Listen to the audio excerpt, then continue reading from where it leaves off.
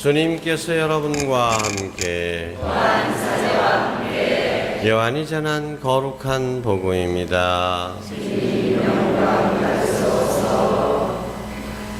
그때 예수님께서 제자들에게 말씀하셨다. 나는 참 포도나무요 나의 아버지는 농부이시다. 나에게 붙어 있으면서 열매를 맺지 않는 가지는 아버지께서 다 쳐내시고 열매를 맺는 가지는 모두 깨끗이 손질하시어 더 많은 열매를 맺게 하신다. 너희는 내가 너희에게 한 말로 이미 깨끗하게 되었다. 내 안에 머물러라. 나도 너희 안에 머무르겠다.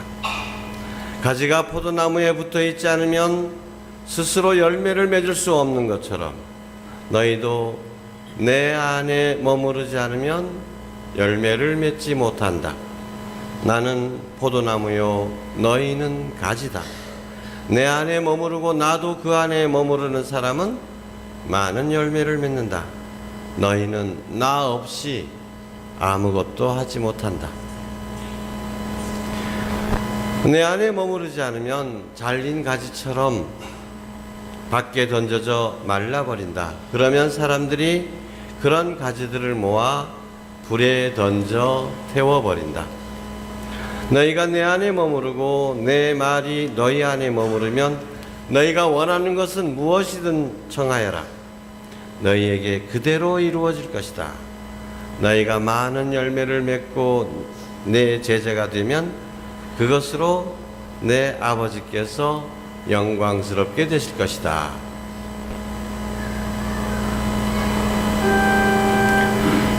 주님의 말씀입니다. 그리스도님 참여합니다. 앉으십시오.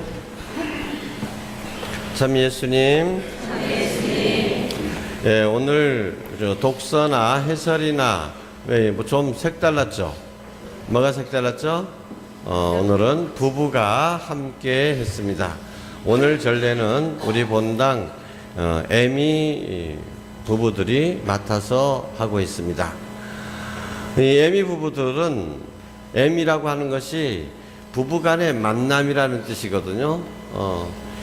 이 같이 살긴 사는데 결혼해서 사는데 하숙생처럼 살기도 하고 기생충처럼 살기도 하고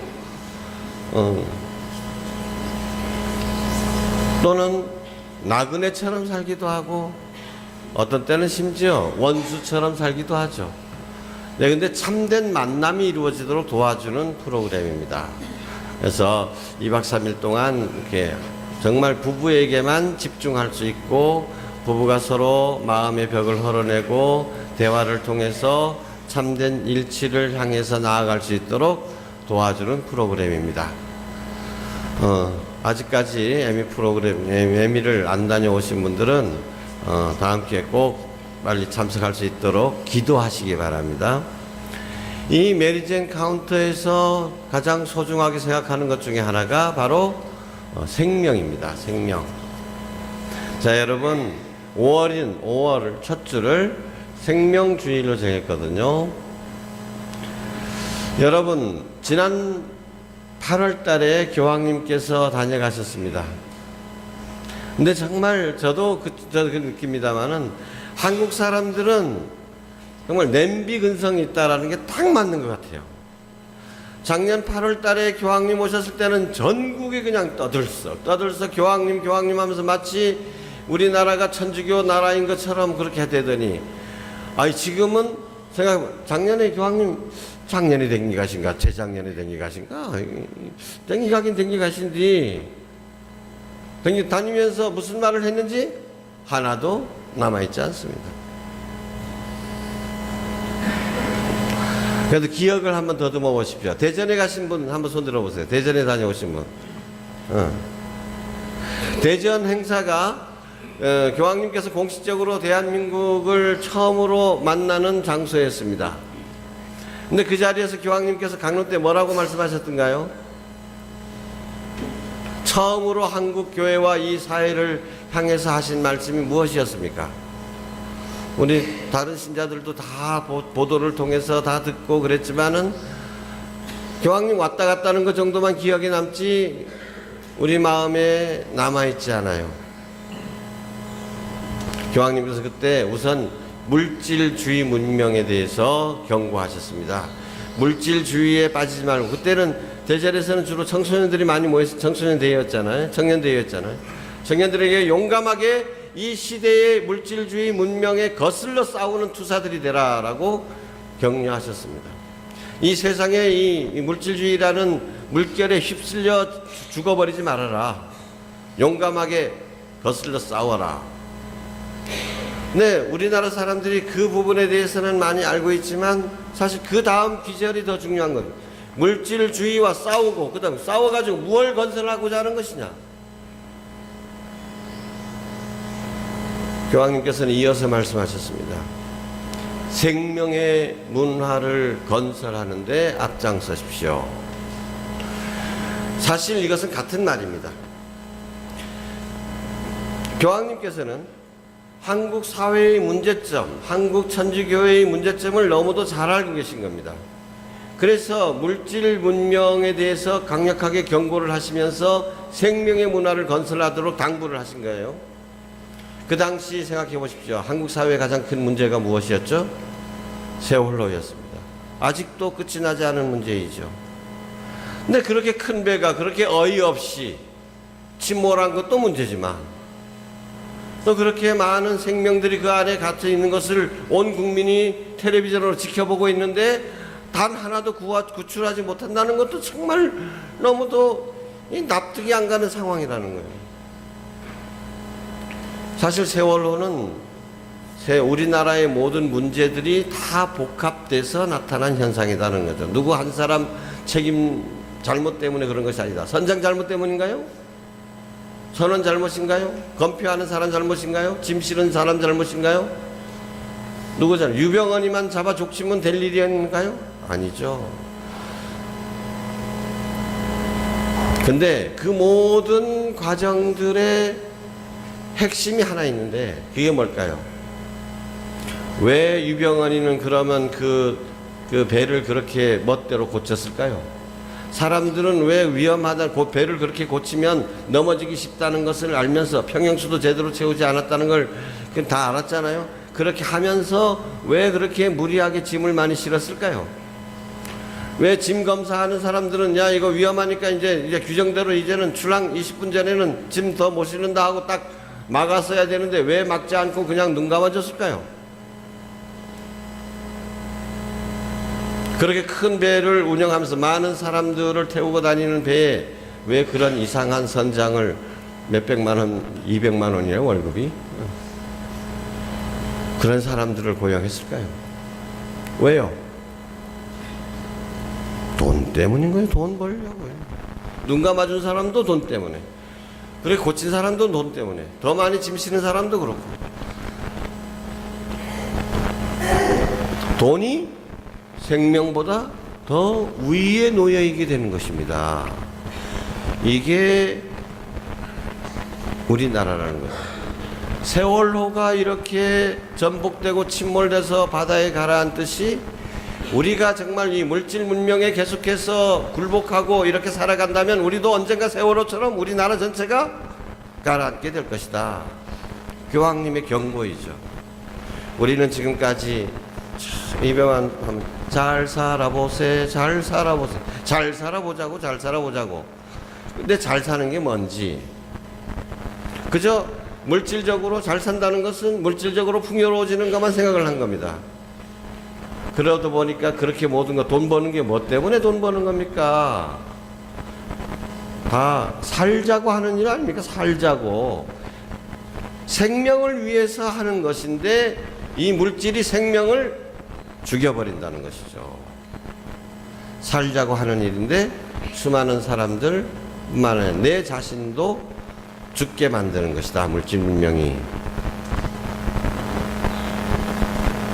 그래서 교황님께서는 이 물질 문명에 단호하게 대항하고 생명의 문화를 건설하자. 생명의 문화에 반대되는 것이 바로 죽음의 문화입니다. 세월호에서 드러난 것이 죽음의 문화이죠. 그뿐만 아니라 우리나라는 이제 정말 경제적으로는 잘 살게 돼가지고 전 세계 170 몇 개국 되는데 우리나라가 경제적으로는 몇 등? 어떤 때는 10등까지도 합니다. 11등, 12등 막 이러고 있죠. 그래서 이제는 더 이상 우리나라는 개발도상국가가 아니고 개발도상국가들을 도와주는 국제기구, 이렇게 OECD라고 하는 기구가 있는데 여기에 우리가 가입됐어요, 몇 년 전에. 그래서 엄청 우리는 이제 더 이상 도움받는 나라가 아니라 세계 선진국이 됐다라고 자랑을 합니다. 그런데 OECD 국가 중에서 우리나라가 자랑스럽게도 1등 하는 게 있죠. 1등. OECD 국가 중에서 1등 하는 거 뭡니까? 자살률. 이게 무슨 소리냐. 얼마나 안타까운 일입니까? 2013년 통계로 1년에 1만 6천 명이나 스스로 목숨을 끊었습니다. 젊은이들한테는, 젊은 사람들은 쉽게 병으로 안 죽잖아요. 근데 예전에는 교통사고가 젊은이들 사망률 제일 1위였어요. 이제는 뭔가 자살이 젊은이들 죽는 첫 번째 원인이라는 거예요. 그리고 노년 되니까 또 불안하니까 이렇게 해서 자녀들한테 폐만 되면 어떡하나, 그리고 자녀들을 도와줄 애들도 없고 우리 이거 어떻게 사냐 해가지고 맨날 노인들에 대해서 노인들도 자살률이 점점 더 높아지고 이런 상황이다. 그리고 또 안타깝게도 또 이건 비공식 자료라 가지고 어떻게 나타나지 않으니까 정확한 건 아닙니다만은 일부 학자들의 주장에 따르면 우리나라는 낙태 왕국이다. 낙태 왕국이다. 얼마나 많은 낙태가 이루어지고 있는지조차도 모른다라는 거예요. 어떤 학자들은 심지어 우리나라에서는 낙태가 한 해에 200만 건이 일어난다라고까지도 얘기합니다. 여러분, 5천만 국민들 중에서 200만 명이나 낙태를 해요? 믿을 수 없는 과장된 숫자인 것 같죠. 근데 이런 주장이 나올 만큼 우리가 이렇게 낙태 만연돼 있다라는 거죠.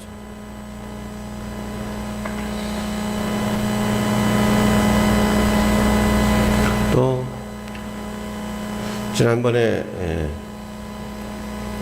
얼마 전에 웬 자매님이 면담을 할 수 있겠냐고 해서 그럼 들어오시라고.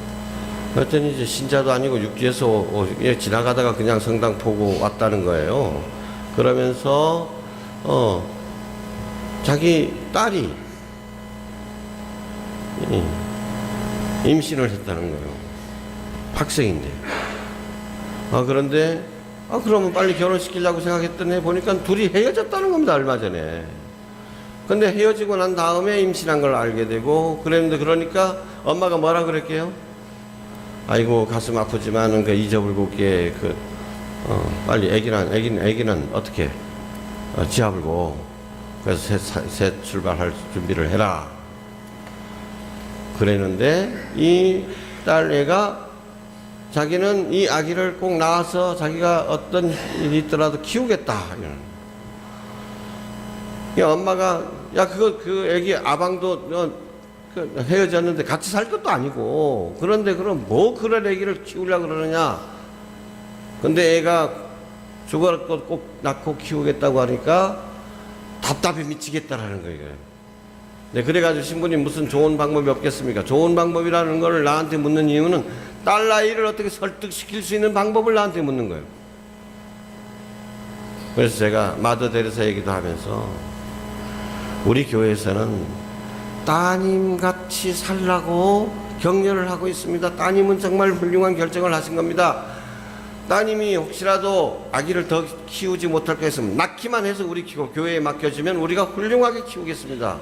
제발 낙태시키지 말고 애기 키워라고 하는 겁니다. 그랬더니 자꾸 또 무슨 다른 방법이 없는지 이래요. 그러면서 나중에는 가면서 뭐 자기 듣고 싶은 말을 못 들으니까 그랬겠지만 또 가면서 자기 딸내가 만약에 아기를 낳는다면 그렇게 얘기했답니다. 그때부터 너하고 나는 인연이 끊어진다. 이게 우리 사회의 단면입니다. 그러면 그 엄마가 낙태를 고집하는 이유는 무엇입니까? 자기 딴에는 그 딸을 사랑하기 때문이라 그러죠. 근데 여러분의 자녀가 그런 일이 있었을 때 여러분은 과연 어떠한 태도를 취할 수 있을까요? 혹시라도 아이고 그거 죄 되는 건 알지만은 이 어멍이 대신 지옥가 크면 널랑 애기 쥐어볼라.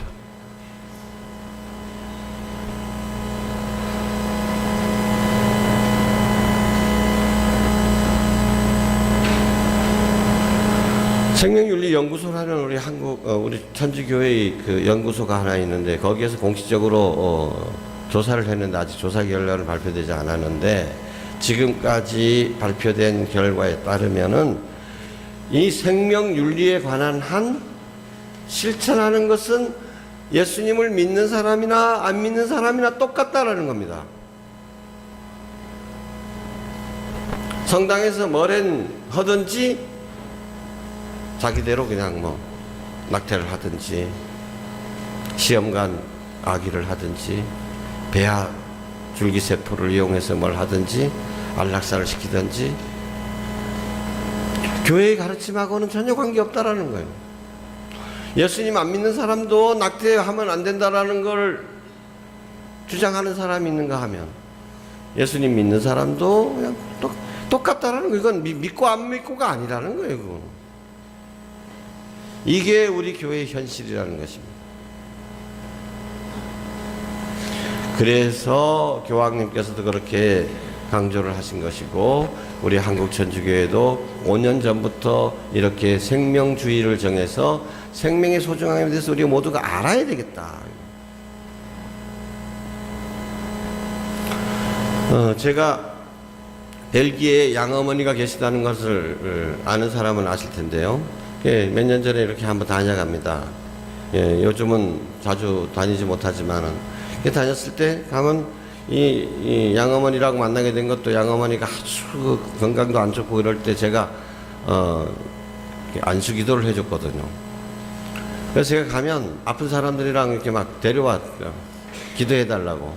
근데 한 번은 아주 예쁜 처자가 한번 왔는데 아니 뭐 아픈 것 같지도 않은데 왜 왔느냐 그러니까 결혼한 지 10년이 되는데 아기가 없다라는 거예요.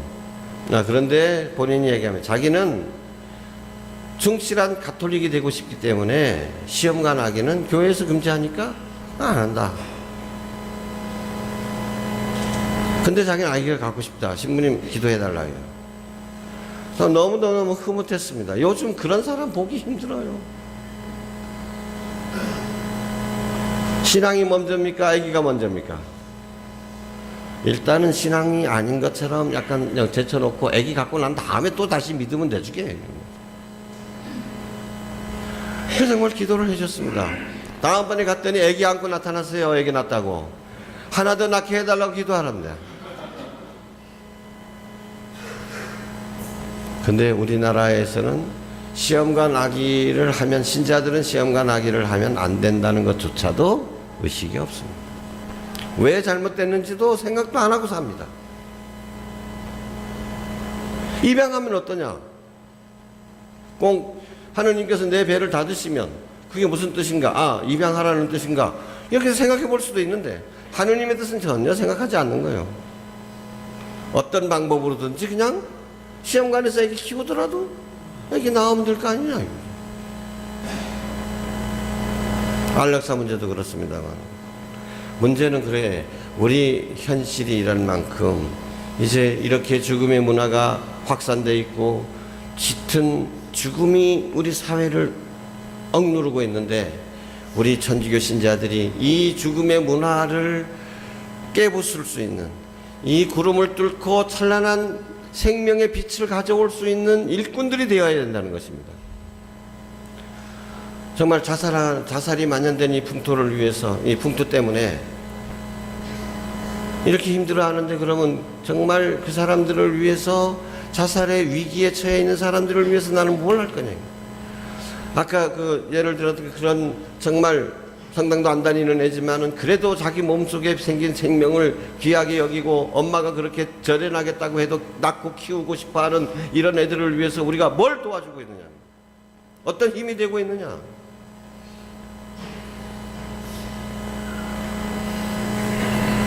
입양 문화에 대해서